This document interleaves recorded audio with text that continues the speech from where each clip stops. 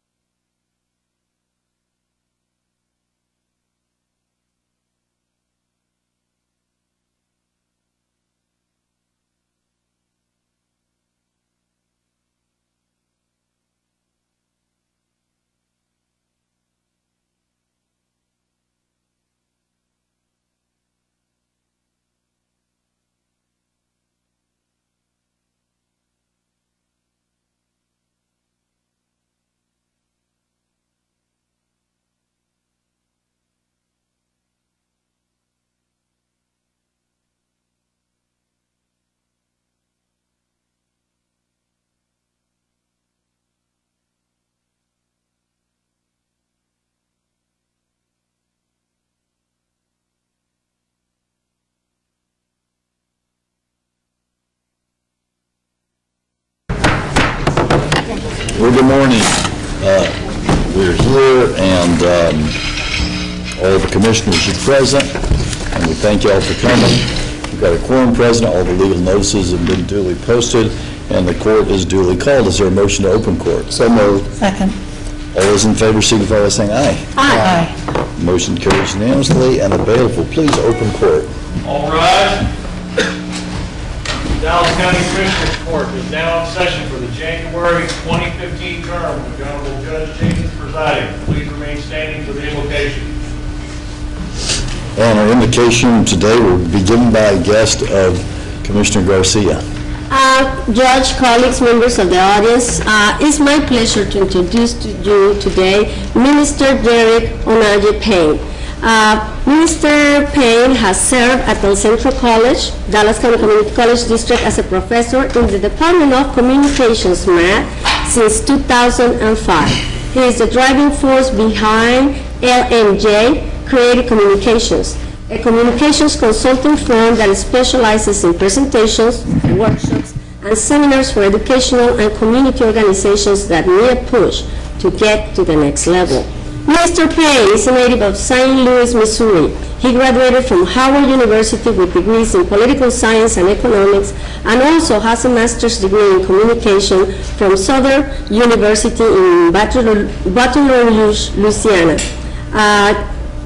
Teresa Payne is his wife, and they are the proud parents of Mr. Julian Payne, a third grader at Hamilton Park Magnet School. Mr. Payne is an active member of Friendship West Baptist Church and is deeply committed to making a difference in the lives of those less fortunately, particularly the homeless and the survivors of Hurricane Katrina. Thank you, Minister Payne, for being here with us today. Dr. Garcia, Judge Jenkins, Commissioners, thank you. Good morning. I'm Derek Payne, and it's my honor to stand before this body and perform this invocation. I thank Dr. Garcia for the opportunity to pray with this distinguished group. Thank you for the warm introduction. I introduced myself a little bit different. I'm Doris Payne's boy. I'm Joyce Davenport's grandson. I'm Maddie Moore's great-grandson. I invoke their presence today. I'm Julian's dad. I'm Sharice's husband. I could go through titles all morning. I thank you, my friends, my colleagues, my brothers and sisters from El Centro College and from Friendship West Baptist Church who are joining us today. Since we're here, I guess I need to do some invoking. So I invoke the presence of God into this place, this proceeding, and the actions and inactions of this body. Help those gathered today to be inspired and motivated, if not by my words, then by the opportunity to make a difference in the lives of those people in this city. I invoke the words of the book of Isaiah, chapter 9, verses 6 and 7.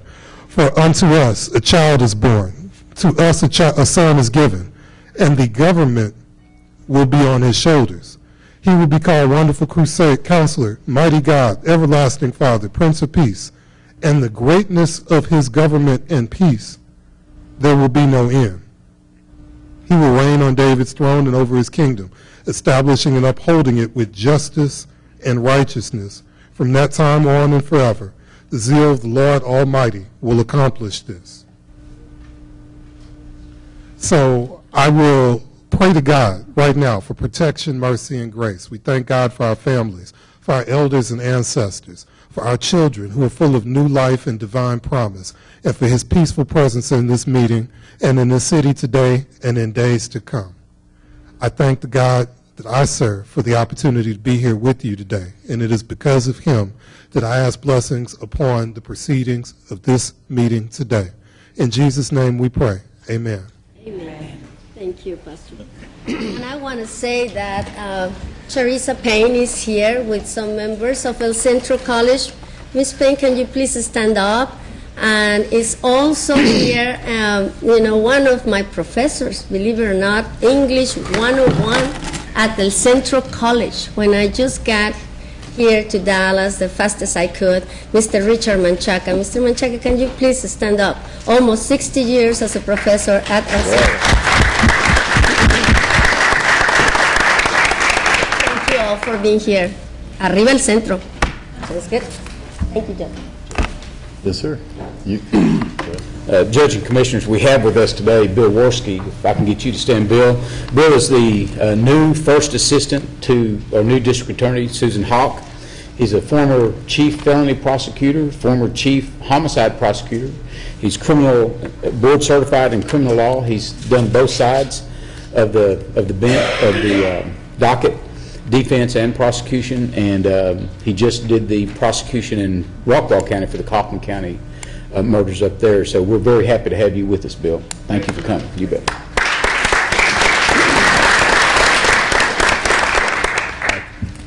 All right, we've got two resolutions this morning. Judge, Commissioner, I'd ask Virginia Porter to come forward, and that delegation that is going to encamp around her.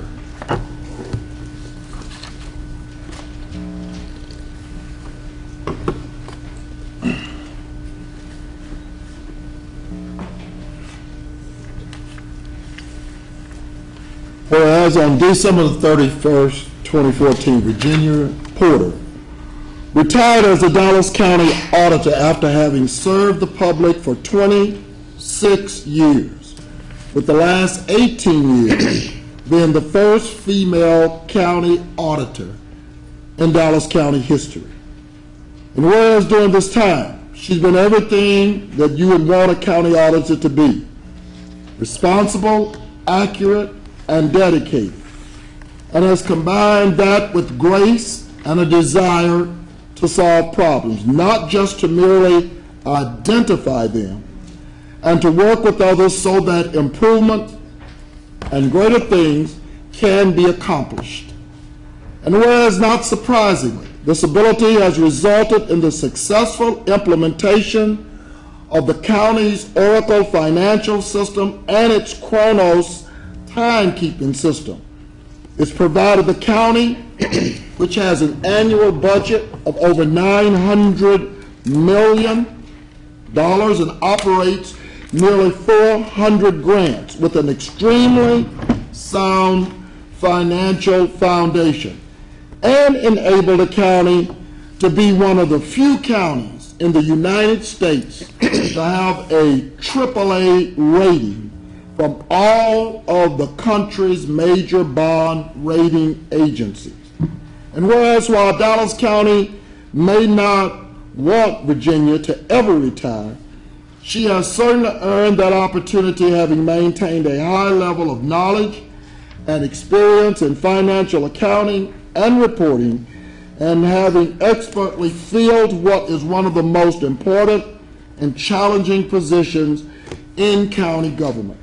And whereas being Virginia, the diligent county auditor that she's always been, even in retirement, she will temporarily remain as an auditor office employee for 3 months to complete and approve the county's comprehensive annual financial report, known as the CAFR, for the reporting period in which she presided as the county's chief financial officer. Now therefore, be it resolved that the Dallas County Commissioners Court gratefully recognizes Virginia Porter for her invaluable leadership and for her many contributions to Dallas County over the past 26 years, and wishes her the best in her years to come.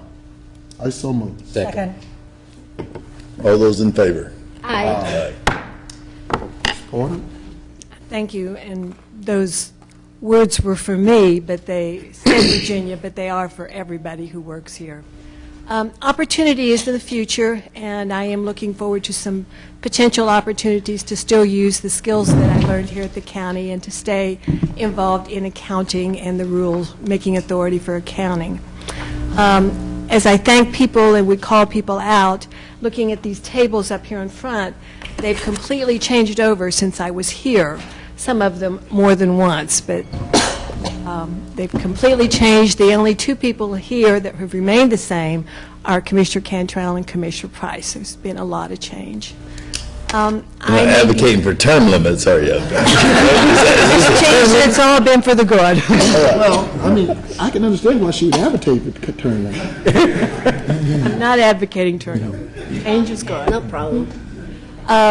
As I look back, though, and look forward, I may be leaving with 25 years of experience plus at the county, but I'm leaving a very capable staff, and so the thanks that I've been able to accomplish goes to my staff who is here. Still in the key staff, the direct reports, there's still well over 100 years of county auditor experience. And these individuals are very dedicated to the county. It's a great place to work for. I appreciate very much the opportunity to serve. I appreciate the judges who have continued to appoint me and given me faith to continue. Thank you. Good on. Ms. Porter, one of the things that Chancellor Judge Lee Jackson has said with regards to the new system of which he is the chancellor, he said, we don't recognize how fortunate we are to have a great auditor. And it has been, some of us have been around here, there was a name named Smith, some man named Smith. A few years ago, then there was a guy named Mills, and then you took the baton. And I just want to say thank you very much, because at the end of the day, regardless of which report has come out, it's always had your signature, and as a result, it's had your confidence. And I know years ago, we don't do that anymore, but when we had to take bond rating trips to New York, regardless of what we presented as commissioners, they always wanted to hear from the auditor. And that's made all the difference in the world.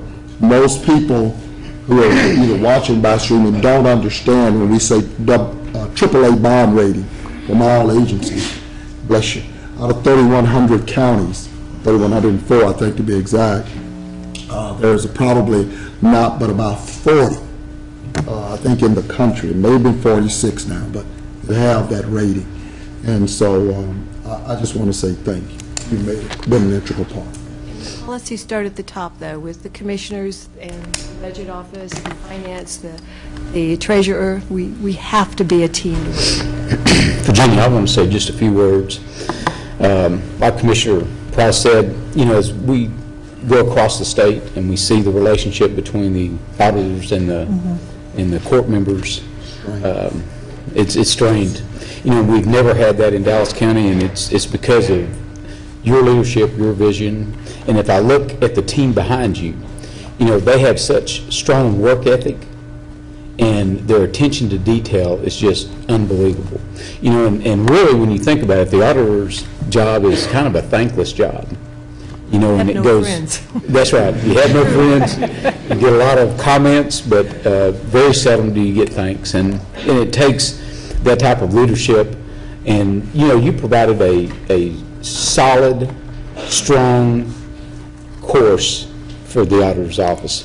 And your knowledge, you know, your attention to detail on IT projects, when we would do those things, I'd be in a meeting with her or go to lunch, and we'd discuss some things, and it goes right over my head, because her level of knowledge on that stuff just far supersedes what I could ever do. So I just want to say thank you for all you've given to Dallas County. Thank you.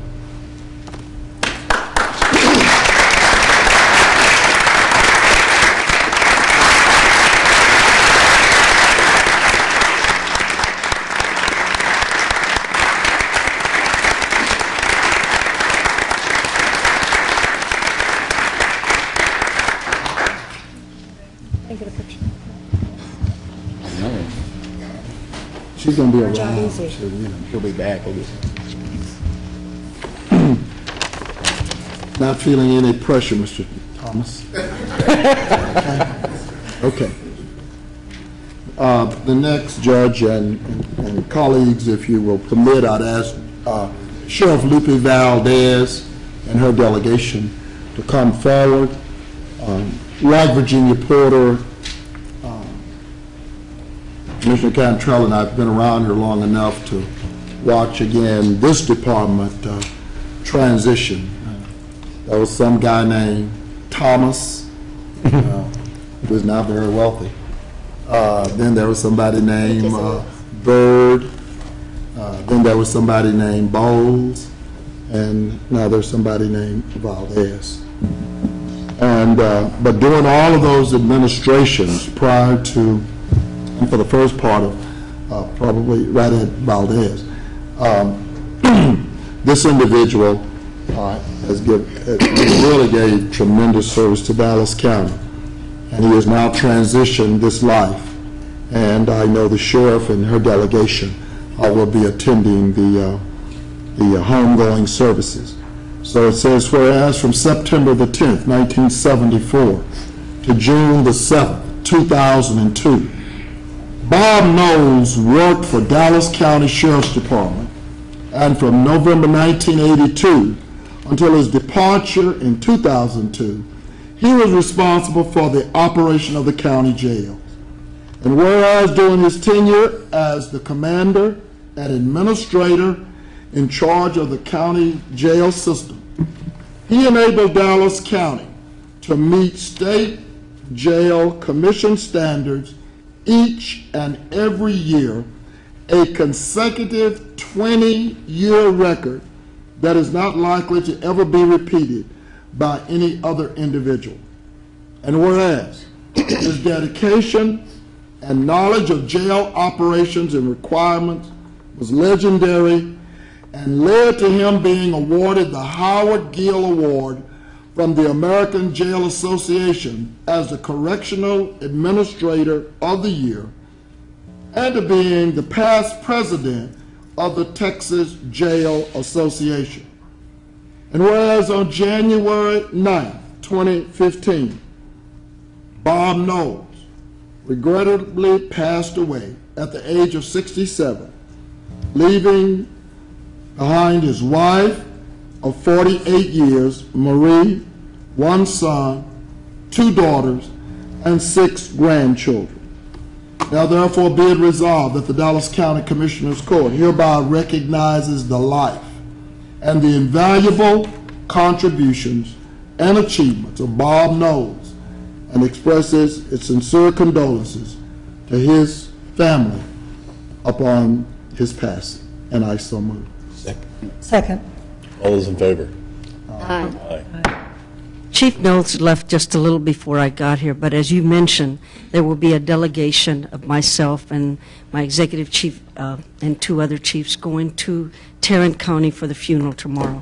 But we do have 2 current chiefs that served under him, and I would like for them to speak. Judge, Commissioner Price, Dr. Garcia, Dr. Daniel, Commissioner Cantrell, thank you for honoring Chief Knowles this morning. I had the opportunity to work with him for many, many years, and he saw many, many new transitions with the Sheriff's Department. Some of them being the opening of Lou Sterrett, the opening of North Tower, the opening of the old case, the opening of Decker, and the implementation of the DSO program.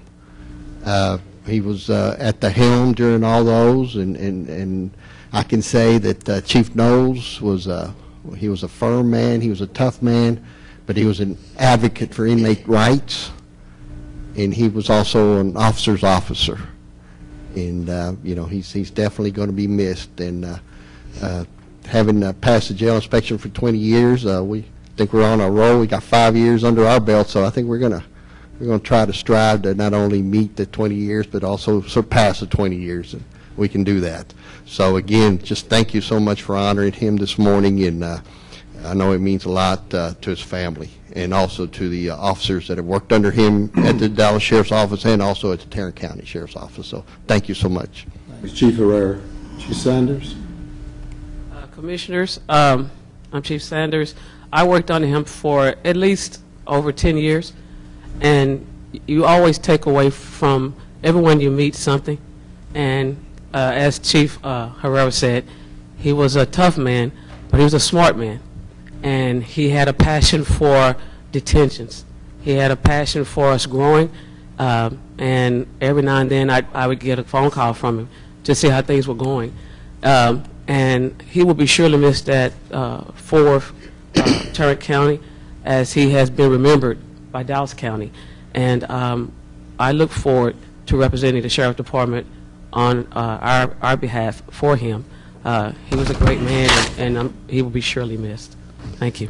One of the things that I think that the public does not understand, and I say that about the Sheriff's Department, in addition to all the other responsibilities that they're charged with. The Dallas County Jail is the 7th largest jail in this country. The North Tower is the largest conglomerate standalone in this country. And for those of us who run these meetings each and every week, from jail sanitation to jail population to understanding classification, that jail, while we talk about, is larger than 80% of the cities in the state of Texas. When we look at that jail, 9.3 million meals a year. And when you look at all of that and you break it down, and when we said 9.3 million, it's, they're serving bologna sandwiches. Not true. They're all calorically balanced. 1/3 of the population is infirmed. 1/3 is maxed. 1/3 is minimum to medium, of which we've got to find 900 people every day just to supplement 1,450 detention service officers to run the operation of that facility. And one day I know I was looking at just the infirmed meals. When you talk about renal failure, when you talk about all of that, the different meals, diabetes, that they have to do, it's just unimaginable what all you guys really have to do to make that operation work and continue to be compliant. And so it's no short undertaking. As we said yesterday, we're inviting all the new staff, the new judges, to understand what it is that the Sheriff's Department has to do, and to talk about managing these facilities, to talk about mothballing and depopulating with some pressures that are probably come from up here. At the end of the day, that's what it's all about. And the taxpayers pay about almost $12 million every month to operate that facility, not counting Parkland. And so it's a real undertaking, and I just don't want people to minimize, we just take them and knock them up. There are standards, there's a big challenge, and you guys have taken that and ramped it up and moved it to a total different level with all the challenges, so thank you. Tell you how tough Bob was, and y'all might be able to help me with this. It's either 2 times or 3 times he was bitten by a rattlesnake on separate occasions. On one of the occasions, when he went into the hospital, they didn't have any serum. So they had to take some deals and actually shock the site, and that was able to do the place of the serum. But he'd like to go and work on his property. He had some property, and after about that second snake bite, I think I'd be reconsidering some things. But Bob was pretty tough. Do you remember if it was 2 or 3? It was 2, I Two. believe. Two? One of the rattlesnakes died. Bob was pretty tough. I understand. Absolutely. Well, we appreciate your representation of the citizens of Dallas County. And You bet. It makes our job a lot easier. Thank you very much. Just for the record, Commissioner Cantrell will also be there. Okay. Judge, one last point of privilege. This is Dr. King's real birthday on Thursday. I know there'll be a lot of things happening on the weekend and next Monday, but January 15th is his birthday. And with all that's going around, I just want to put that we have a town meeting. One of the things I see people talking about, I am Charlie. Well, I want you to know today I am Selma. And I was Selma before the movie came out. But when you talk about the awards that were recently done, I think the rapper Common got it right. He said that as part of got to know the people of the civil rights movement, I realize that I'm the hopeful black woman who was denied her right to vote. He said, I am the caring white supporter who was killed on the front lines of freedom. I am the unarmed black kid who may have needed a hand, but instead was given a bullet. I am the 2 fallen police officers murdered in the line of duty. He said, Selma has awakened my humanity. And it's kind of obvious, We talk about the civil rights movement as we understand it with regards to the so-called black movement in this country. But Dr. King understood universally in humankind that we have to deal with both sides of every issue. And we have to understand and we have to be understood.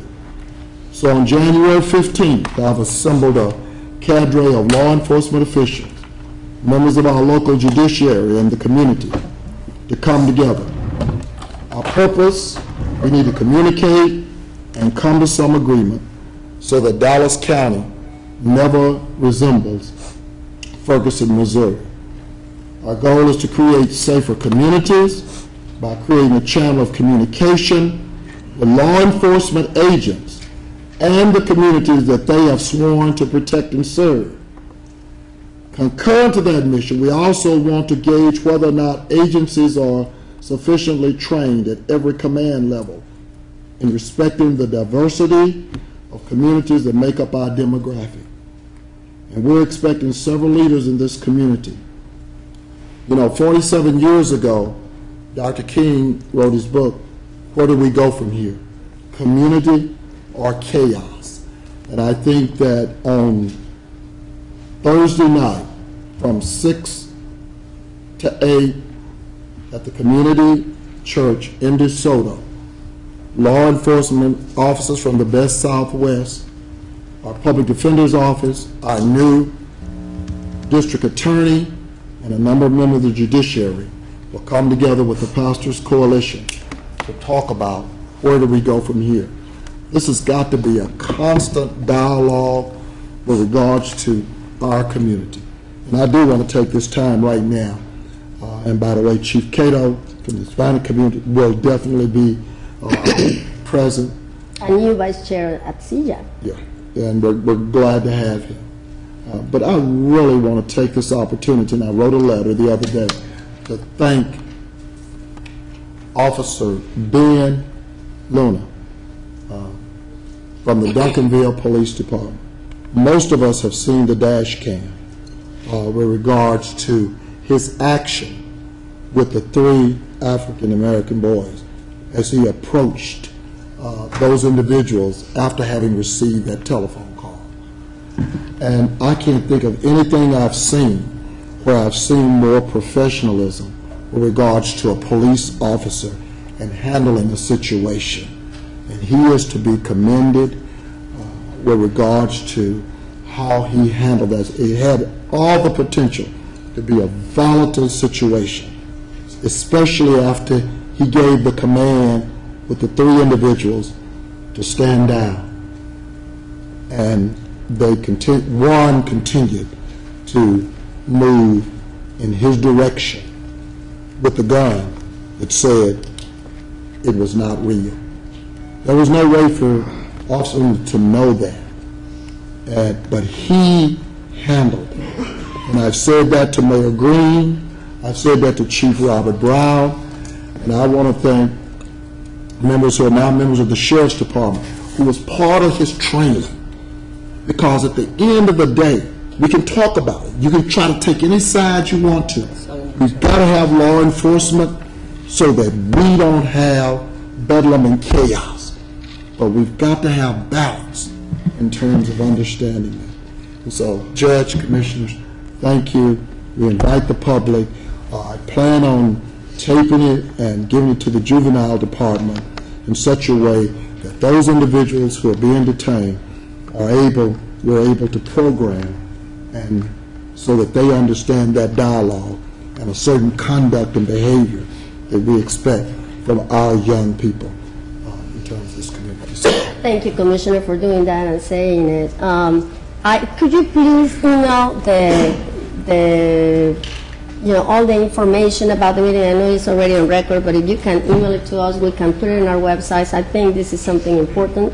As you say, I know that most of the chiefs that I have the honor of working with Mr. Stretcher and CJAP, are very responsible. They want the best. They want the communication. They want to be safety, they want safety not only for the officers, but also for the public. And these kind of community gatherings, I think, bring that to the table, how we can help together, how we can train better our officers. And of course, now, as you all know, with our new district attorney's office, we're also going to work with some of the cameras. We're going to be sure that the public knows and the officers know, what is the best way to avoid a volatile situation, like you say, from what happened in DeSoto.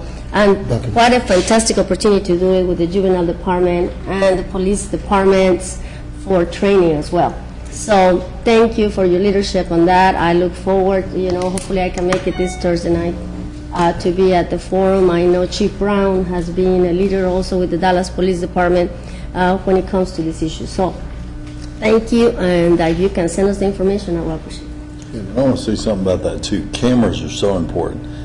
Commissioner Price brings up Officer Luna's work and commends him for that. The way we know about that is the camera. Dash cam. Those camera, dash cams, body cams, all those things, those are for the benefit and protection of police as well as the protection of the public. And that has changed, Judge. I mean, if you would have said 10 years ago, that was not really the feeling about cameras. And now I think that everybody understands that, it's a great tool for protection Well, now of we can everybody, do it the public too. and the officer. Right. Technology is now permitting us to do that. That's also looking at other ramifications of how we do other parts of business and archiving the information gathered from that. But still, what we're able to do for justice and what we're able to do to keep a record is so, integrally important to the way we do business. Judge, I don't know if Mr. Wilson was going to introduce, but also we're being joined today by Judge Bill Roden, who is the new... Russ Roden. God, I said Bill, I'm sorry. Russ Roden, who is the new chief of the Civil Division. So, Judge, welcome as part of the new team. Oh, it's still... And of course, we also have Mr. Forrest Turner with the City of Dallas. Mr. Turner, it's good to see you around here. You need to come and tell me, what brings you around here today. Good to have you. Always good. You tell the mayor and AC that I say good things about the city all the time. Yeah, well, okay. Surprise. Okay, I didn't say it. I do say it. Okay. All right, and next we have the consent agenda. So moved. Second. Any discussion? Hearing none. All those in favor signify by saying aye. Aye. Motion carries unanimously. Just a second, please. All right. Hold on just a second. Wait. Just a minute, Judge. Yeah, Wait. It was Cantrell. I moved, I pushed. Commissioner Okay. Price I pressed just, second. yeah, okay. He should come anytime. There you go. Okay.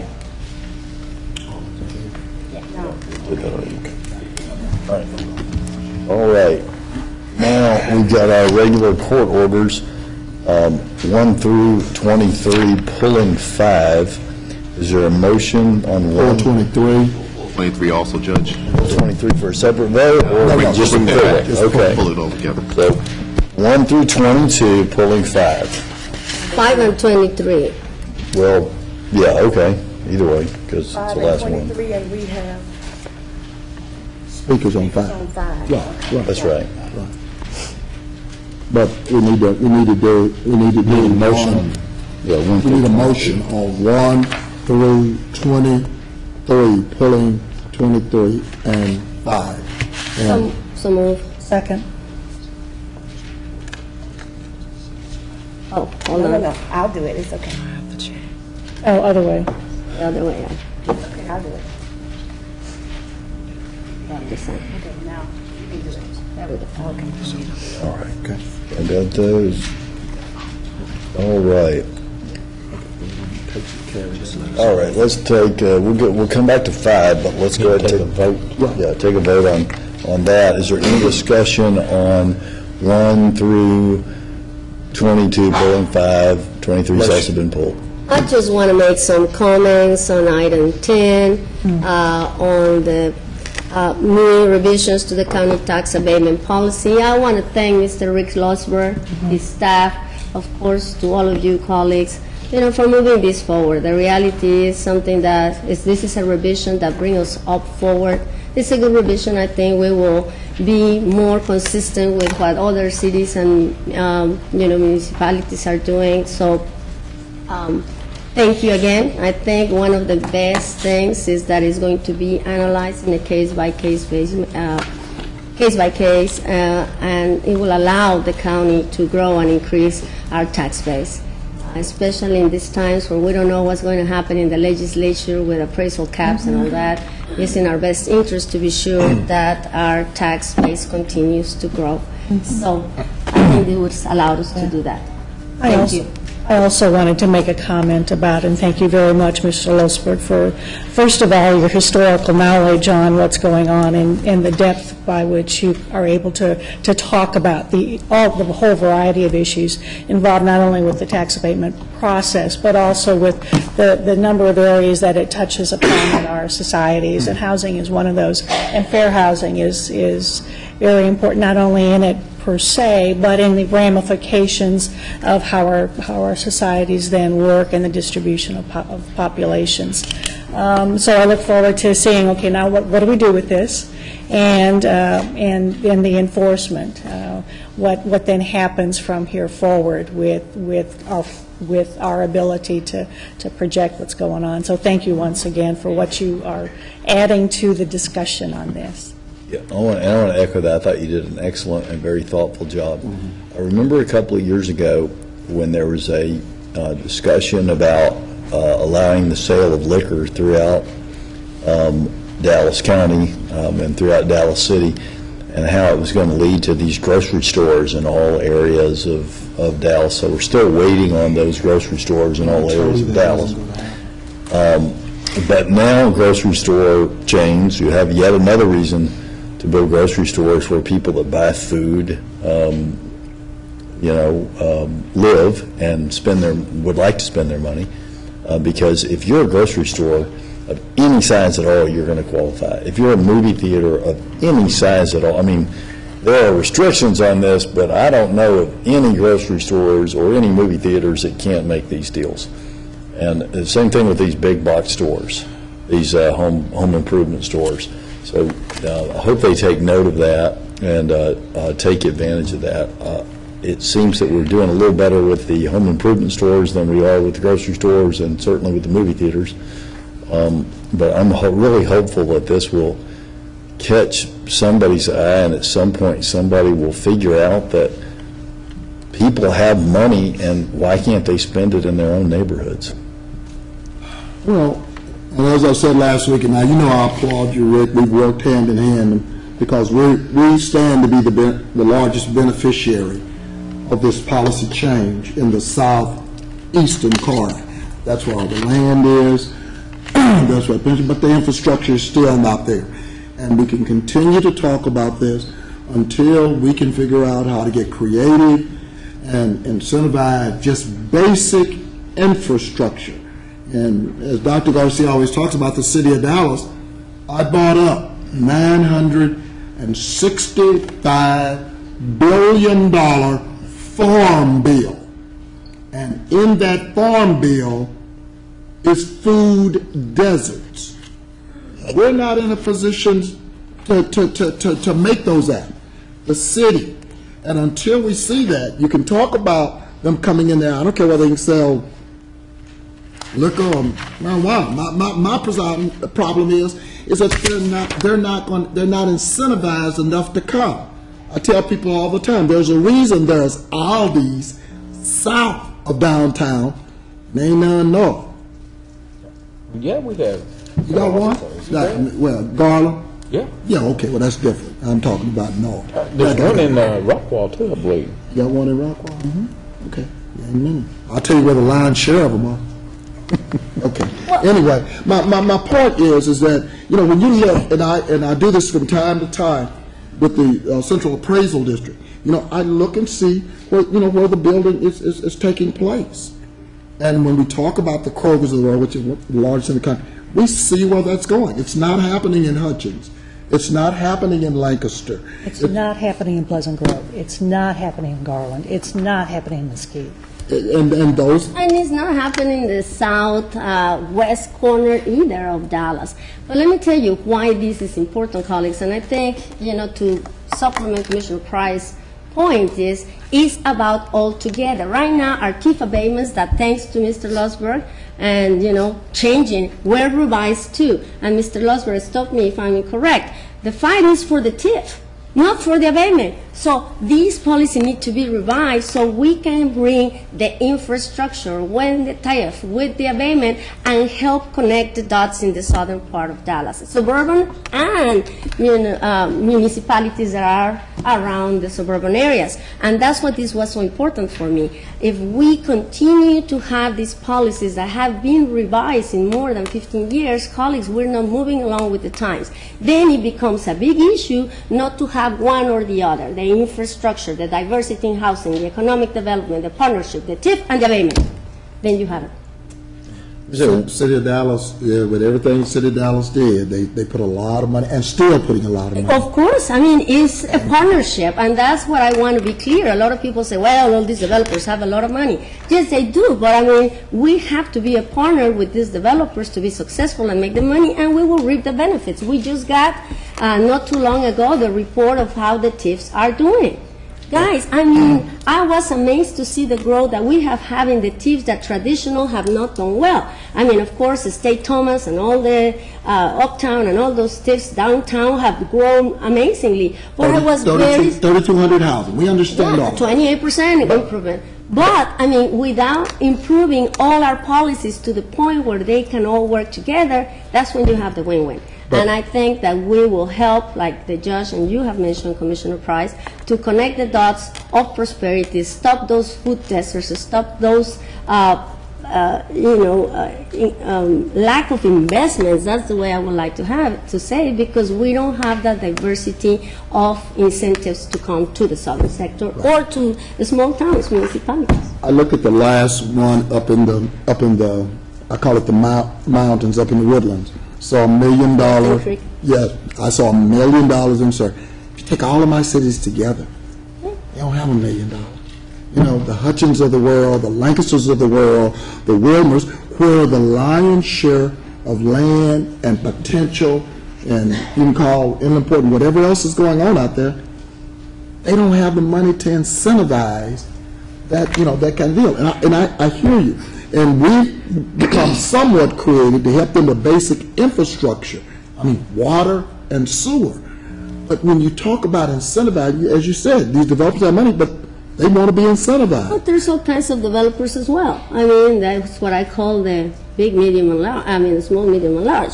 So what you want to have is the tool in the toolbox that would at least think and attract them to wherever you are. One other thing, employees, if y'all hadn't been to these Aldis, check that deal out like once a month. It's, all the major food groups there, you can't really find exactly what you're looking for because it's like a good deal on everything. But man, you can get some deals in that place. Where at, Judge? Isn't that what there's like there's one down there by Aldi's, Friendship put it in West, Allen Park. Aldi's. I never Like they have like your basic, you know, toilet paper and stuff, but like fruit, they might have 2 or 3 fruits. It might not be the exact fruit you went in there for, but it's a great deal on the fruit. So anybody who hasn't done that should check the place out. It's a pretty interesting model they got. That has nothing, I mean, that's not. This ad was paid for by. Yeah. I'm just saying, it's a pretty cool place if you haven't been. No, by the Highland Park Rotary Club. It's pretty cool, man. Okay, any other comments on the other, all these? Hearing none. Thank you again to Mr. Losberg. Yeah, great job. All those in favor, signify by saying aye. Aye. Any opposed? Motion carries unanimously. Hold on, let her get it up on. Let her get it. We already voted. Yeah, and I know, but Yeah. gotta get it. You still gotta- Have to vote. you still have to vote. Mr. Warren, we're moving faster. Okay? All right. No, we Yeah, still it's have to still vote. not, it's still not Still up. not there. Still not up yet. yeah.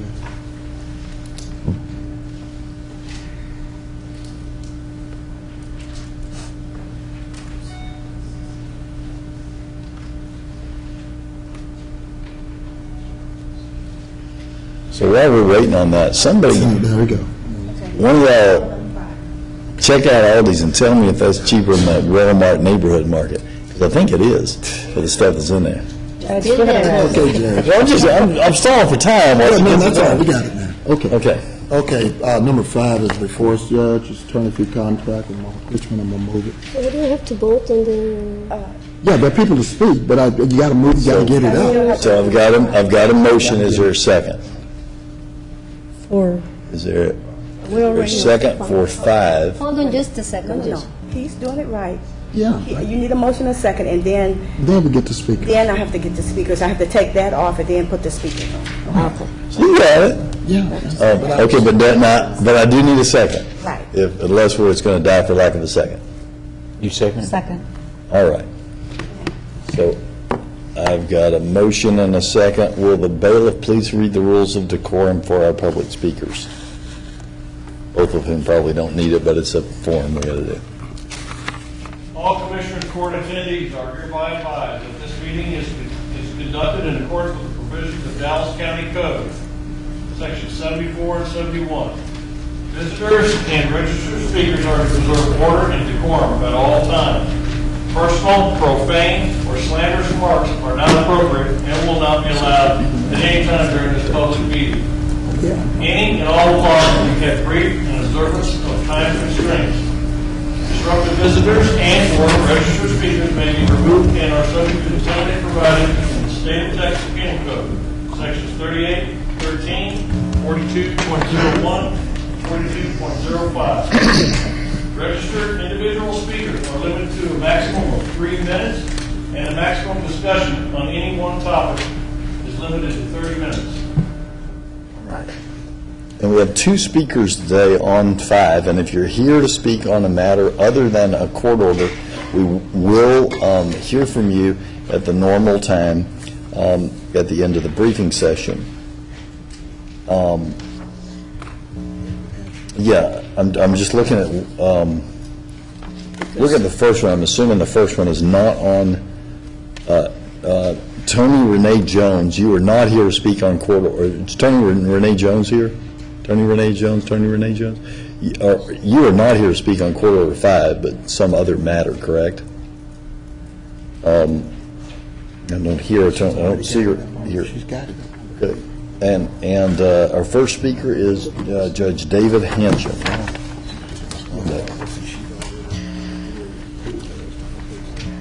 Good morning, Judge. Good morning, Commissioners. My name is David Hanchin. I've been a resident of Dallas County for over 50 years. Last week, I heard that in executive session, the county had, commissioners had approved a $40,000 payment for private attorney fees for the defense of a former criminal judge before the Texas Judicial Conduct Commission. I'm here to speak against that payment. Never before in Dallas history has the county paid for Conduct Commission representation. The nature of this is not of a lawsuit in which normally for district judges the Attorney General represents, or for county judges the district attorney represents. This is an examination of the judge's conduct on the bench during their term. I've spoken to about a dozen judges over the past weekend on this topic and found out a little bit more about this. It is normal in the family courts and the criminal courts that one gets a Conduct Commission complaint every 3 or 4 years. I got one myself. They sent me some papers. I filled out the forms, answered it. The complaint was dismissed immediately. On this situation, I understand there are 9 pending commission complaints. I've never, nor has anyone else, ever heard of anyone getting that number of complaints. Now, this is nothing personal about the subject judge. I know the judge. I like the judge. I voted for the judge. But she didn't win. She's not presently a Dallas County employee. And why the county would be paying for non-employees representing before a Conduct Commission is a confusement to me. Second of all, I'm concerned that this opens a door for payments. How can you deny anyone a request for payment in the future for their representation before a Conduct Commission? I don't think you can. Since this does come up, there was a district judge who was in the 44th who had numerous situations before the commission. The place that he paid for those, as does everyone else who has had a complaint and a hearing before the Conduct Commission, is from their political campaign contribution account, not from public monies. And lastly, I'd like to address, has everything on this been put out on the table? My policy in the court and as a lawyer is you always put all the facts on the table, all of them, and the right answer just floats to the surface. Does anyone on this commission have a personal relationship with that judge? And if there is a personal relationship, what is the nature and extent of that personal relationship? If those facts are out before the committee, I think that's a necessary factor. Thank you. Judge, you're out of time. Thank you. Are there any questions? Anyone have any questions of the judge? Hearing no questions, we'll call our next speaker. Thank you for coming. Thank you. Our next speaker is Judge Lynn Cherry, which Judge... Excuse me, I spoke to Judge Cherry this morning. Her mother is ill. I'm sorry. Her comments before the commission, you can read on the front page of the Metro section today. Okay. Well, please let her know our prayers are with her mom. All right. So that concludes our... Carol Smith, I don't know if that was related to it also, the second. Oh, I missed that one. Oh, Ms. Carol Smith, if you were speaking about something other than Court Order 5, is Ms. Carol Smith even here? Are you here, Ms. Smith? Carol Smith? Carol Smith? Carol Smith? All right, don't see Carol Smith. All right, so we've heard from our two speakers. Do we have comments from the court? Can I just make one also correction? The judge made that we approved in closed session last week. We did not approve anything in closed session. Recommendation was made to bring it forward for approval. The judge made some good faith, had some misunderstandings of what was done, and I'll clear those up if no one else does. But let's hear comments, if any, from the commissioners. Well, first of all, the judge made an assertion that this never been done before. Apparently, he doesn't have the history. It has been done before. Not this particular court, but a prior court has, in fact, paid for representation before Judicial Conduct Commission. That's number one. This situation is different.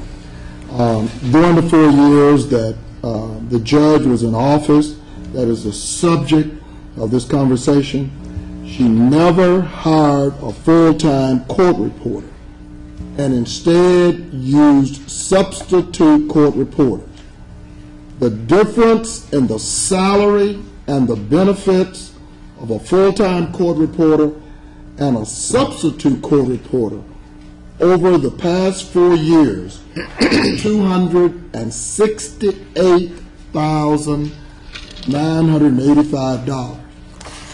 In addition, she did not hire a court coordinator until her last year in office, resulting in a savings to Dallas County of $187,000 in salary and benefits. The judge's personal decision during her term in office resulted in direct savings to Dallas County of $456,053. She was eligible in a DDA credit for half of the court reporter. This is our policy. Savings. Therefore, she was eligible for $134,492. And during the 4 years she was in office, not including attorney costs that you're not paid, she only spent, of the $134,000, she spent $13,808. And so, as a result, when she departed, even though we had two opportunities here, and this is not the first time, whether it's been a former district attorney, whether it's been former judges, if they take and have dollars that they want to direct or redirect, I can't recall whether it's this court, but we have done that. Is that correct from the budget office? That is correct. And so when Mr., let me say a former district attorney, decided that he wanted to give $1 million, he did that. He directed it. And so all has been done. The judge said of the $134,000, the $57,000 I have out there, I want to use $40,000 toward my defense. And, I think that, that is appropriate. Other judges have the same. We seed DNAs all the time. We have tried to incentivize judges and others to take and manage, and by the way, the taxpayers, as I said, got $456,000 in direct savings. And so all we're talking about is $40,000. And so I say that it's an appropriate response. We swept the money into to the fund, but it was money that we would not have had she not saved those dollars. Before we get to that point, though, is there anything unique about this particular situation that we're aware of? Well, I'll weigh in on that, Commissioner. In the paper this morning, there was two judges that basically said, well, we don't understand why our case, what happened to them is any different than what is taking place with this particular judge. If you look at the statute that gives rise to the duty to defend this particular judge, it's the Texas Local Government Code 157.901, and the relevant part provides that a county official or employee sued by any entity other than the county with which the official or employee serves. And that's the difference, is the other two judges were actually it was involved with our district attorney of the county in which they serve. In this particular case, it's different from that, and I'm not sure how much I can get into. So the statute is clearly on point, and then if you take the statute and then you move forward to with what we've discussed in the closed session. I know we can't discuss that, but considering the conflict of interest issue that was raised. You're correct, Your Honor. Commissioner, without getting into details of what was discussed in the closed session, I do think you could admit that there was a conflict of interest. Okay. So being that the DA's office has informed this court that there is a conflict of interest, That's right. they're not able to represent them, and we have an obligation under the local government code. So I want that on the record as to why I'm supporting this. So that's... Well, that was the question, legally, can we do this? And if statute indicates that, first of all, if a sitting judge requires representation in their official duties, then we have the responsibility to provide that representation. But then you've got to go dig a little bit further on why there would be differences in some of the other cases. Which you did. Right. Which you asked the DA to do, and they did a thorough analysis of this case and determined that there was a conflict, which conflicted the DA's office out from representing Ms. Mullins. Commissioner Garcia, do you have anything? I'm just, as I said before, and I obviously can talk about executive session, I do agree that if you do it for one, you should do it for everybody. Obviously, Commissioner Cantrell brings a good point to the table about a statute, and Commissioner Price about doing a great job.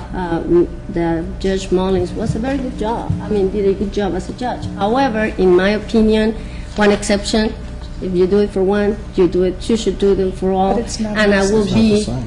No, we might have another judge that is not as good as Judge Mullins, and I honestly understand the case. But in this, as you all know, colleagues, I've been very consistent. If it's an exception, I will be voting no. I voted no last time, and I will vote no again on this agenda. But is this an exception?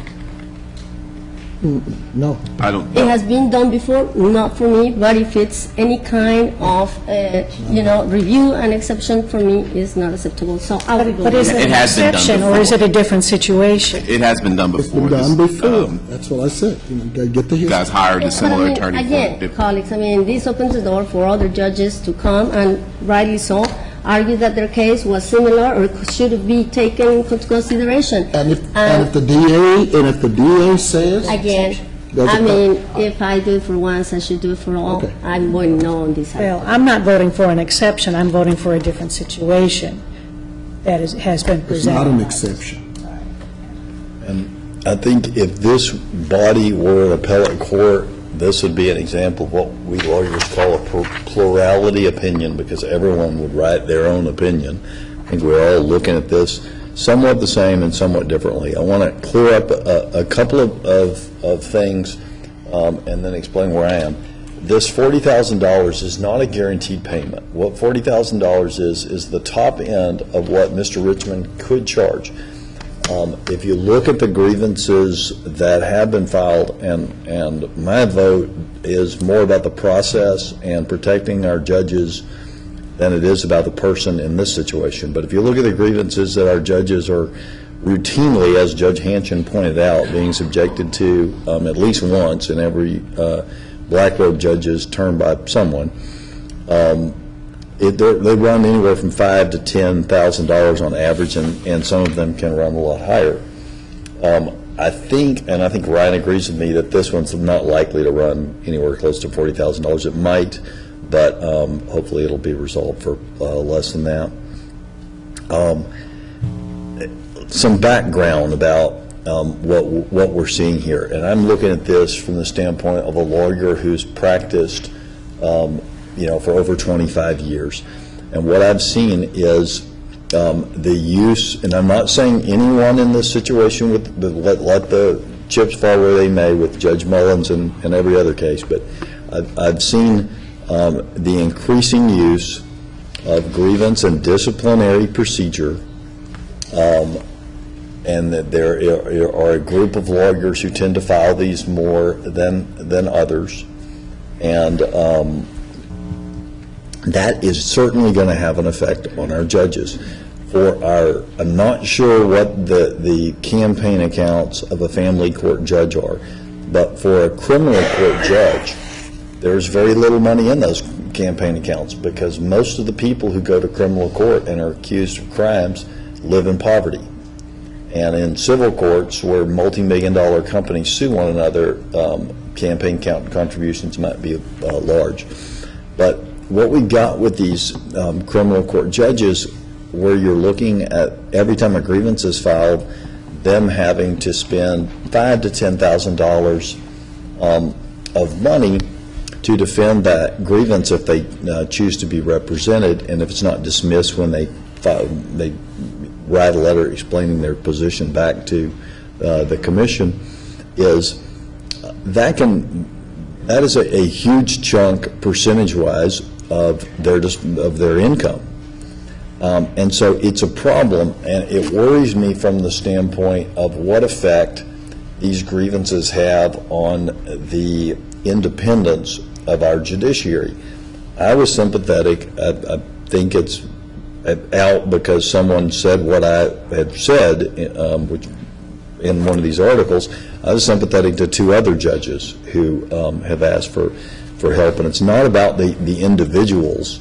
It's about the process of an independent judiciary. So you've got a situation where a griever, a person who files a grievance, a lawyer who files a grievance, may get more sway over a judge because the judge is nervous about, the judge has no way really to defend themselves other than to spend their vacation money or their kid's college fund. That can erode our independence. And then you've got situations where the judges will have a friendly lawyer represent them free of charge and treat it as a campaign contribution.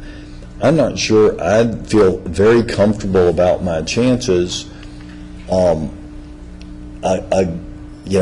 things being equal, as a lawyer, facing off against someone who just provided $20,000 of free legal service to the judge that we're in front of.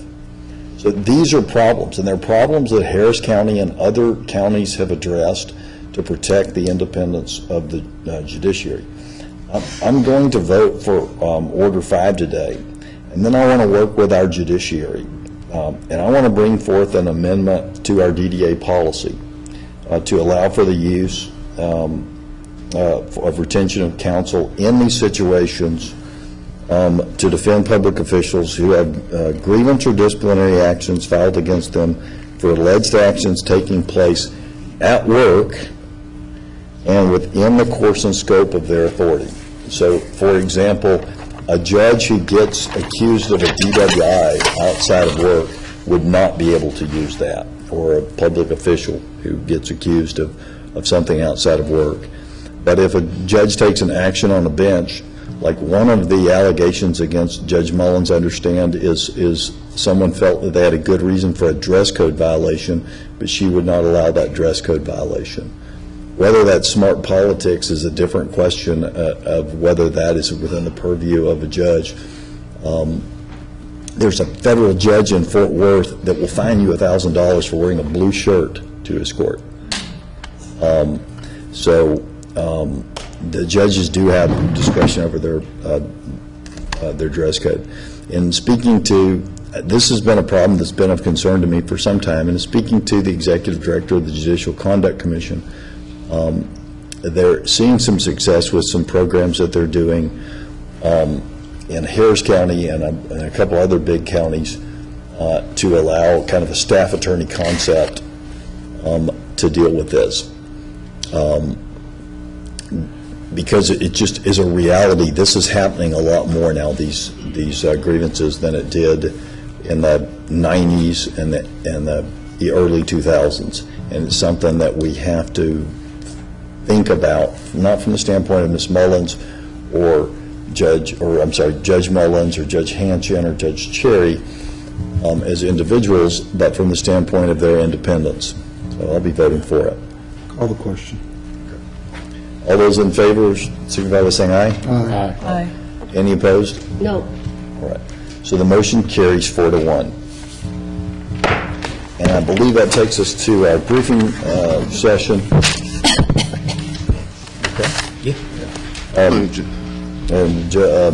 Ms. Marbury, take us to the briefing session. Morning, Judge Commissioners. Item 1 under Budget, approve the proposed professional services contract with TransUnion Risk and Alternative Data Solutions, Inc. from October 1, 2014 to September 30, 2015. Health and Human Services, item number 2, approve the fiscal year 2015 Ryan White Part A Planning Council bylaw changes as presented in your attachments in your briefing. Item 3. And mainly, I'm sorry, I didn't email you, Mr. Thompson, but the changes here are basically management, am I correct, on composition? Yeah. Right, the first 3 items that were underlined in the attachment. Okay. Thank you, Mr. Thompson. Thank you, Mr. Martin. Thank you, Commissioner. Item 3, approve the fiscal year 2014 Ryan White Part A MAI contract amendment with AIDS Arms, Inc. Item 4, approve the award of fiscal year 2014 Part A formula funds in the amount of $659,000 for service providers reflected in your briefing. Item 5, approve the reallocated fiscal year 2014 Part A supplemental funds in the amount of $181,000 as reflected in your briefing.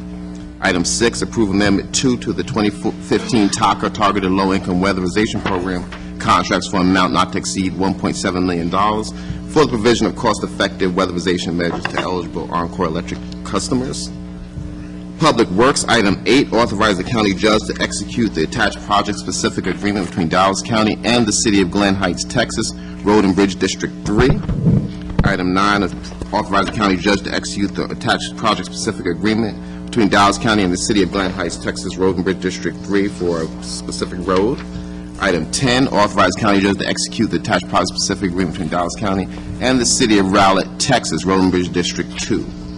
Item 11, authorize county judge to execute the project-specific agreement with the town of Addison for the implementation of the Addison-Reading Trail Expansion Phase 1 project. Item 12, purchasing, authorize the second 12-month extension of the bid for the annual contract of purchase of laboratory supplies as awarded to Fisher Scientific. Item 13, purchasing department and Divert Corp. recommends approval of the release of the attached RFP for substance abuse treatment services and authorize purchasing department to advertise solicitations in accordance with the local government code. Item 14, authorize the fourth modification of bid for the annual contract for pest control services awarded to Shendell Pest Services, and that's to include pest control service at CSCD Satellite Office. Item 15, recognize and authorize the attached list to be represented of furniture and equipment to be sold at auction. And item 16, recommends the contract with Coppell ISD be approved by Commissioners Court and executed by the county judge for tax assessor collector. Mr. Brown has a couple of bring-ups. Yeah, I have 3 bring-ups this morning. The first is the tax office wishes to notify Commissioners Court that Fatina Green will be traveling to Austin, Texas on January 21st rather than Amber Yeager. The second item is the Planning and Development requests Commissioners Court approval for 2 $90 paperweights that they'll be giving to Trail and Preserve Program board members and a historical board member who will be leaving the board. And last is the Office of Information Technology wishes to use $719 of their DDA funds to purchase a refrigerator that they will utilize on the 6th floor of the Records Building. Purchasing will also be utilizing that refrigerator.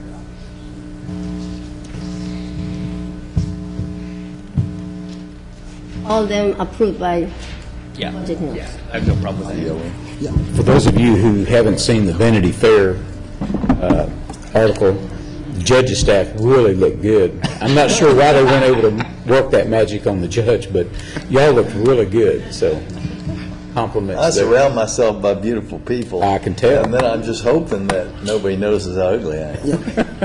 I'm just worried about all the field workers. I just don't know why they weren't up in the house.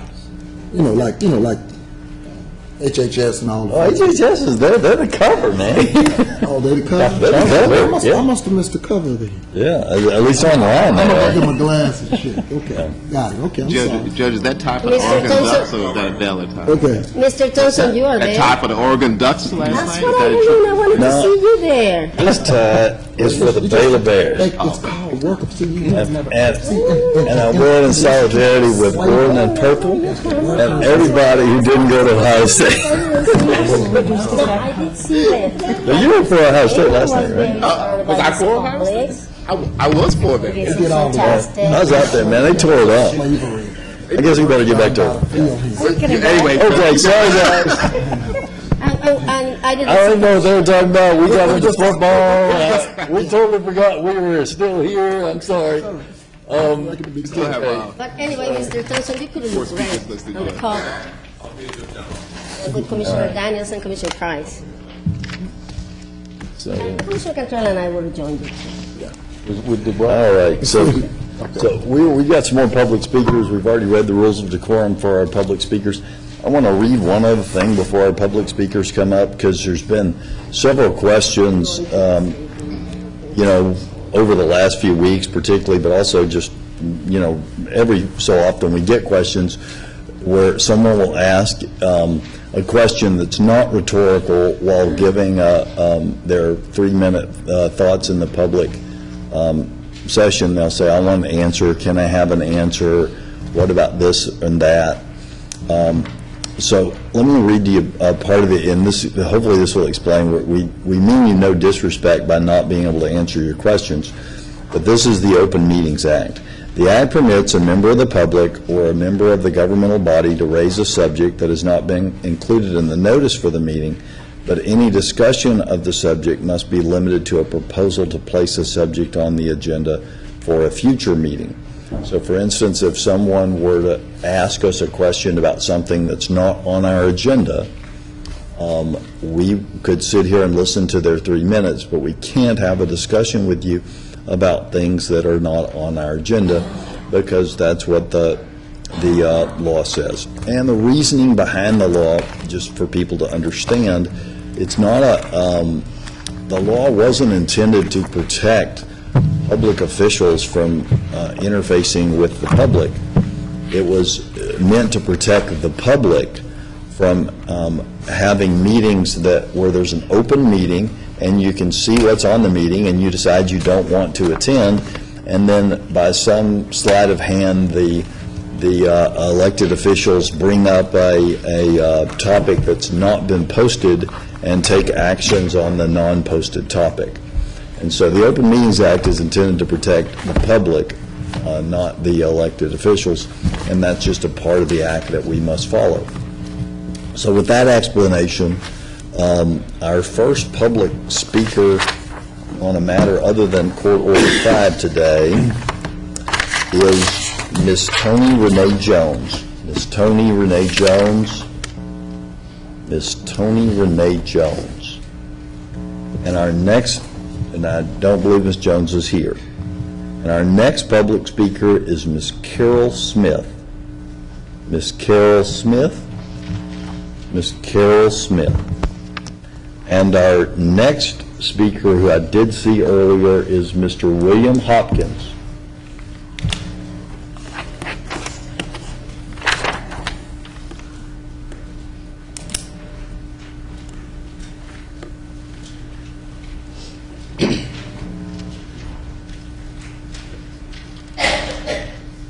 Yeah.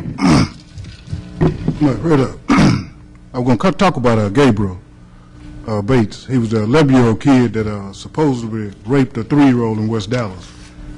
Gabriel spent 10 years in prison for a rape that never happened, and a testimony from 2 children, the 7- and 8-year-old, that couldn't even talk. So, you said, y'all can't respond to the public, when you ask the question.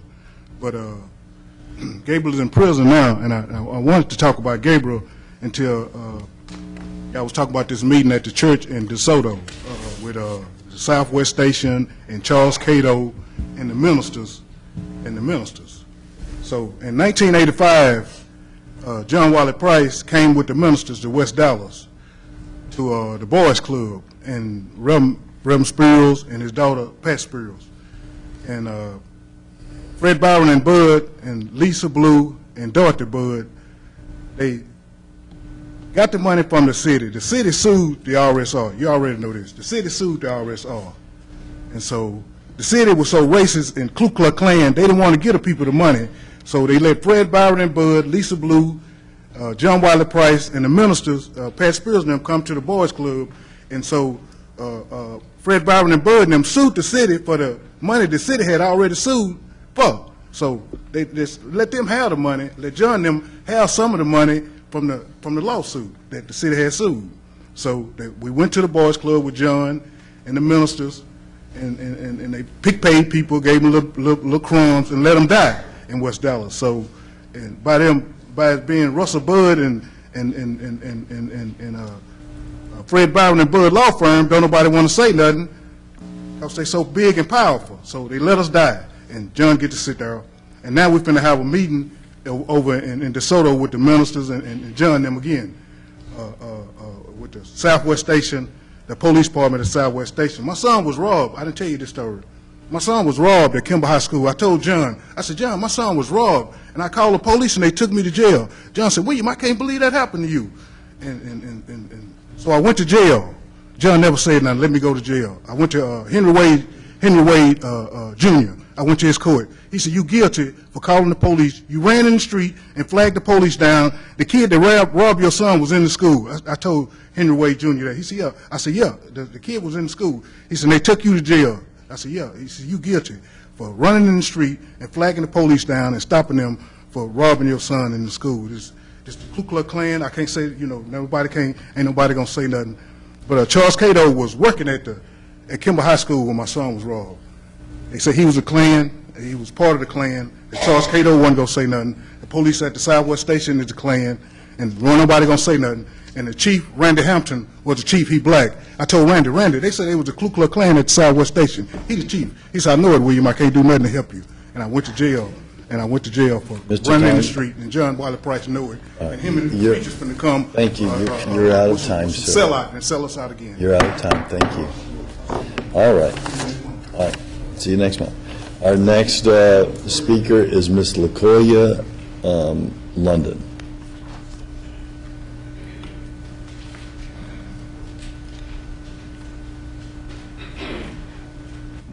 Hello, LaCoya London, 1411 North Copper Hill. Okay, I'm here on different issues. Okay, and I want to talk about the issue about the Paris incident. Everybody making a big stink about no representation going to Paris when they had their little march. Okay, I'm just trying to figure out when 9/11 hit here, did they come here? Did anybody come here? I don't think anybody came here. So I'm just trying to figure out what's the big deal of our president not going to Paris. It's not even a big issue, because we do have representation there already. We have U.S. ambassadors there, and they're there for a reason, and we had some in the march. So everybody want to make a big deal out of it, and it's ridiculous. Okay, another thing. I've been coming here for a while, and I've been looking at the jailhouse visits. They finna make it a cost of you're gonna have to pay to go visit people in jail. I've been looking at these contractors. Okay, let's make a real contract, and let's tax the TDCJ. Let's tax all of them, all the prisons. Let's tax them because it's $1 billion establishment, and they're taking all of these men and women. Some committed crimes and some didn't, and child support can go in the hands of these kids, that's in the public school system, charter school, whatever. Because a lot of people is talking about a charter school is this and the public school is that, and I see the charter school as being a good benefit for minority kids.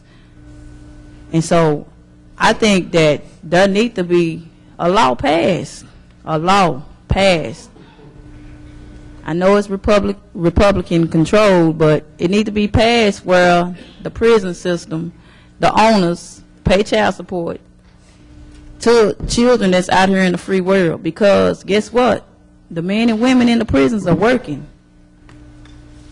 And I mean, they have a company called Unicor, and they're paying inmates, to work.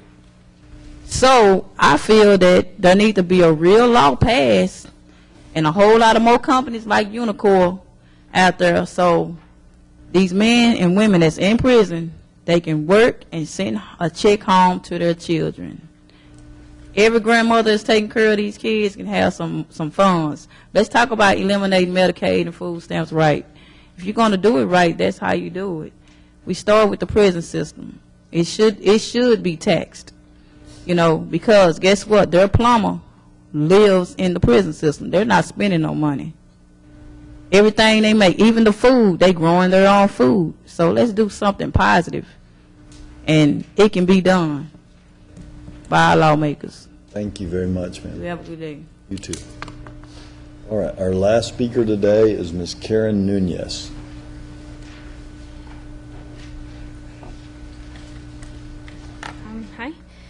Hi. Dear County Judge, do I have to say my name or something? What's that? Do I have to say my name? And And please say your name. You don't have to speak up. I'm sorry, okay. My name is Karen Nunez. I live at 1212 South Carter Hill, Dallas, Texas. All right.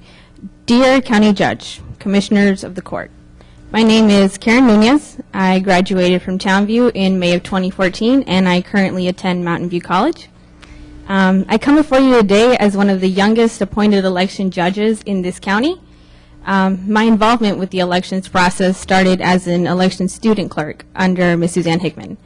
The student training program under Ms. Hickman's leadership helped fortify my passion for and belief in the most important process in our country's present and future, elections. Without the training and enrichment that I received from Ms. Hickman, I would not be as knowledgeable in the election process as I am now. In fact, my training and experience as an election clerk prompted you, as chief governing body in this county, to entrust me with an appointment as an election judge. The program is an avenue for young students like me to become engaged in our civic responsibilities and turn into lifelong educated voters. Many people my age, as evidenced by even our most recent election, are not involved in our elections process and contribute negatively to ensuring fair representation at all levels of government. The work that Ms. Hickman does is an immense asset to the county and has a larger, everlasting impact on those who have gone through the program and turns them into responsible citizens involved in the decision-making of our government. The recent decision by the Elections Department under your supervision to remove Ms. Hickman as the coordinator of the program is a move that threatens the future of the program. My desire to continue to stay in the program, as well as that of my fellow election judges with me today, stems from the leader of the program, Ms. Hickman. And without her support and mentorship, we would not have stayed in the program and wouldn't be here today. As a student clerk, I worked under election judges where their knowledge of the election law, and the voting process necessitated my constant assistance to make sure that all voters were able to cast their vote free from any hindrances or violations from the election code. To not reinstate Ms. Hickman's supervision of the program is a clear message to the voters that this court does not wish to preserve the student program. It is a message to the student that this court does not wish to use our skills and develop our leadership. And it is a clear message that this court does not wish to see more young people like me become not only lifelong voters, but also future election judges.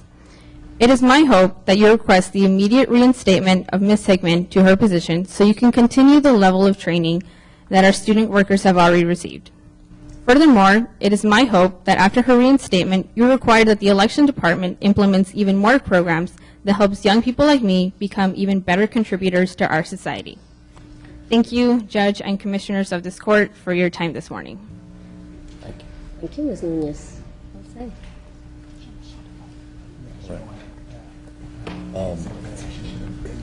All right, and this concludes our public speakers. The court recess for its closed session is authorized by Chapter 551 of the Texas Government Code. Any action needed as a result of the closed session will take place in a subsequent open session. Open session or closed session will begin in a couple of minutes.